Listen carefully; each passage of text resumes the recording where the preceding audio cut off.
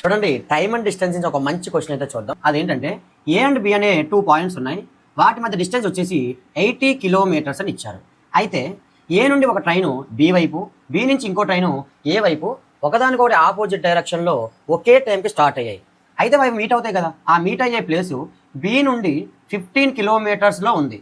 మరి బి నుంచి 15 కిలోమీటర్ దూరంలో ఉందంటే ఏ నుండి 65 కిలోమీటర్స్ దూరంలో ఉందనే కదా.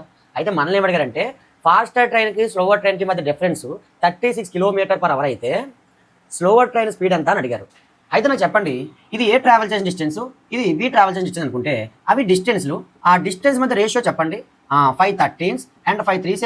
ఇప్పుడు అలా ఉంచండి. మనల్ని స్పీడ్ కోసం అడిగారు. ఆ స్పీడ్ కావాలంటే మనకు స్పీడ్ రేషియో కావాలి, కానీ ఇది డిస్టెన్స్ రేషియో. ఇప్పుడు చూడండి, ఇద్దరు ఒకేసారి స్టార్ట్ అయ్యారా, మీట్ అయ్యారా? ఎప్పుడైనా 2 పర్సన్స్ ఒకేసారి స్టార్ట్ అయ్యి మీట్ అయితే వాళ్ళు తీసుకున్న టైములు ఈక్వల్గా ఉంటాయి.